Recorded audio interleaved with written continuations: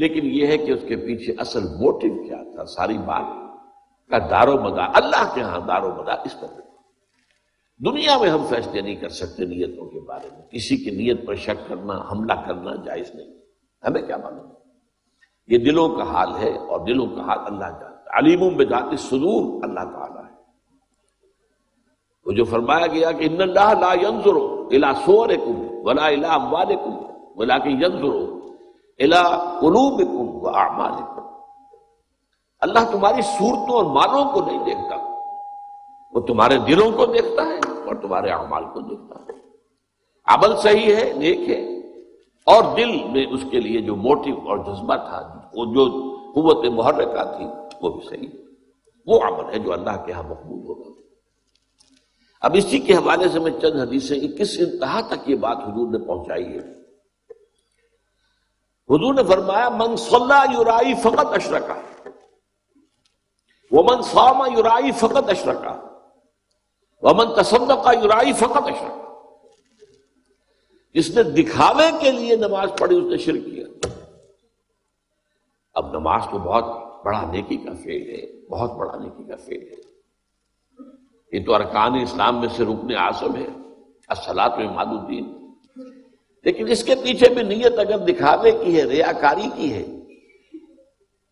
اپنی دینداری کا اور اپنی تقوی کا روب گانٹنا ہے لوگوں کے اوپر، تو پھر یہ شرک ہے۔ ومن صام یرائی فقط اشرکا، اور جس نے روزہ رکھا دکھاوے کے لیے اس نے شرک کیا۔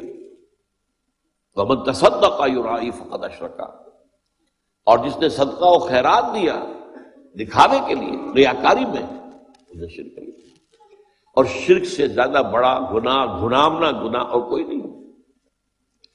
2 مرتبہ سورہ نساء میں یہ آیت آئی ہے، ان اللہ لا یغفر ان یشرک بہ ویغفر ما دون ذلک لمن یشاء، اللہ تعالیٰ اسے ہرگز نہیں بخشے گا کہ اس کے ساتھ شرک کیا جائے، ہاں اس سے کم تر جس کو چاہے گا معاف فرما دے۔ ایک اور حدیث میں اس سے بھی زیادہ باریک بات کہی گئی۔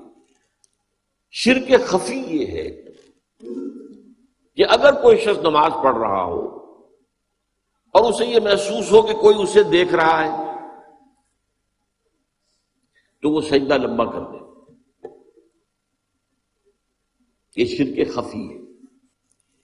ایک شرک جلی ہوتا ہے جو نظر آ رہا ہے شرک ہو رہا ہے، بت کو سجدہ کیا جا رہا ہے، قبر کو سجدہ کیا جا رہا ہے، شرک جلی۔ ایک شرک خفی ہے، چھپا ہوا شرک اندر دل میں، کہ آپ نماز پڑھ رہے ہیں، آپ نے دیکھا کچھ لوگ دیکھ رہے ہیں مجھے، تو آپ لمبا سجدہ کر دیے۔ اس کا آپ تجزیہ کر سکتے ہیں، سمپل میتھمیٹکس ہے۔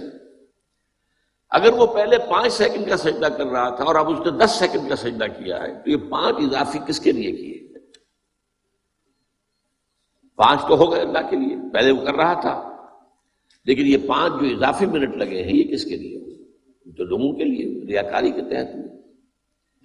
تو ایک سجدے کے 2 مسجود ہو گئے، ایک مسجود اللہ کی ذات ہوئی اور ایک مسجود وہ لوگ ہیں جنہیں دکھایا جا رہا ہے۔ اس میں حضور صلی اللہ علیہ وسلم کی دعوت سے اور تربیت سے جس حد تک باریک بینی آ گئی تھی صحابہ کرام میں، اس کی مثال جو ہے وہ حضرت علی رضی اللہ تعالیٰ عنہ کا ایک واقعہ ہے۔ عین جنگ میں ایک شخص سے دو بدو مقابلہ ہوا اور حضرت علی رضی اللہ تعالیٰ عنہ نے اس کافر کو، مشرک کو زیر کر لیا، اس کے سینے پر سوار ہو گئے۔ اب خنجر بھونکنے والے تھے کہ اس نے نیچے پڑے ہوئے بھی منہ پر تھوک دیا حضرت علی رضی اللہ تعالیٰ۔ اب حضرت علی سے چھوڑ کر کھڑے ہو گئے، وہ حیران ہوئے۔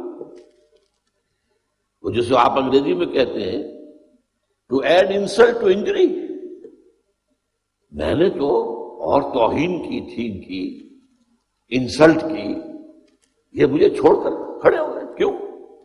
پوچھا اس نے۔ تو حضرت علی فرماتے ہیں دیکھو میری تم سے کوئی ذاتی دشمنی نہیں ہے، میں تمہیں صرف اللہ کے لیے قتل کر رہا تھا، لیکن اب اگر میں قتل کرتا تو میرے نفس کا انتقام بھی شامل ہوگا۔ تم نے میری توہین کی، تو میں گویا کہ اپنے نفس کے انتقام میں اس کا بدلہ لینے کے لیے بھی ایک نیت کے اندر میرے یہ ذاتی بات بھی شامل ہو جاتی، اس لیے میں نے تمہیں چھوڑ دیا۔ اس میں ذرا غور کیجئے، جنگ کا معاملہ ہو اور وہ تو انتہائی جذبات کی گرمی کا وقت ہوتا ہے، یا مرو یا مار دو، اس حالت میں بھی نگاہ رہے اپنی دل کے اوپر اور اپنی نیت کے اوپر، یہ کمال ہے تربیت کا محمد رسول اللہ صلی اللہ علیہ وسلم۔ اب یہ مضمون قرآن مجید میں 3 جگہ آیا ہے بڑے حسین تمثیلوں کے پیرائے میں۔ سورہ نور کا جو درمیانی رکوع ہے 5واں رکوع، وہ قرآن مجید کے بڑے اہم مقامات میں سے، حکمت کا یہ بڑے بڑے موتی ہیں۔ 3 تمثیلیں دی گئی۔ پہلے ایک مومن صادق کی کہ اس کے دل میں نور ایمان ہوتا ہے، اور یہ نور ایمان 2 نوروں سے مل کر امتزاج سے بنا ہے، نور فطرت اور نور وحی، نور علی نور۔ پھر اس کی شخصیت کی جھلک دکھائی گئی، اس کے اعمال کیسے ہوتے ہیں۔ ایک دوسری مثال دی گئی ایک ایسے شخص کی جس کے دل میں ایمان تو نہیں ہے، لیکن کچھ وہ نیکی کے کام کرتا ہے، کھانا کھلاتا ہے غریبوں کو، مساکین کو، کچھ اور کرتا ہے۔ اس کی مثال کیا ہے؟ ایمان کے بغیر یہ کام جو کر رہا ہے، اس کا اب وہ اگر فرض کیجئے قیامت کے دن جب بعث بعد موت ہو جائے گا تو اسے یاد آئے گا، میں نے نیکیاں بھی بہت کی تھی، مجھے کچھ نہ کچھ اجر تو یہاں ملنا چاہیے۔ اس کی تمثیل ہے جو میں آپ کو سنانا چاہتا ہوں۔ والذین کفروا اعمالهم کسراب بقیعۃ یحسبہ الظمآن ماء۔ جن لوگوں کے اندر کفر ہے، جنہوں نے اللہ اور آخرت کو نہیں مانا، ان کے اعمال، ان کی نیکیاں سراب کے مانند ہیں، جیسے کہ صحرا میں دور سے پانی نظر آتا ہے، پانی نہیں ہوتا، مراج، سراب۔ اب پیاسا آدمی جا رہا ہے، دوڑ رہا ہے، بھاگتا ہوا، جب ایگزاسٹ ہو گیا، بھاگ نہیں سکتا تو کھسکتا ہے، گھسٹتا ہوا بھی جاتا ہے، حتی اذا جاءہ لم یجدہ شیئا۔ جب وہاں پہنچتا ہے تو کچھ نہیں پاتا، کوئی پانی وہاں نہیں، یہ تو سراب تھا، دھوکہ تھا۔ وَوَجَدَ اللَّهَ عِندَهُ فَوَفَّاهُ حِسَابَهُ، وہ اللہ کو پائے گا وہاں جو اسے اس کا حساب پورا دے دے گا۔ تمہارے اعمال میں نیت غلط تھی، لہذا زیرو ہے، یہاں پر کوئی مدد نہیں۔ تو سراب کے مانند نیکیاں سراب کے مانند ہوتی ہیں۔ انسان اپنے آپ کو سہارا دیتا ہے، اپنے آپ کو دھوکہ دیتا ہے، لیکن اگر اس میں وہ خلوص نیت نہیں ہے، اخلاص نیت نہیں ہے، اگر صرف اللہ کی رضا اور آخرت کی جزا پیش نظر نہیں ہے تو وہ نیکی نہیں ہے، اس کے اللہ تعالیٰ کی میزان میں کوئی مدد نہیں۔ بڑی پیاری بات ہے۔ پھر تیسری مثال بھی دی،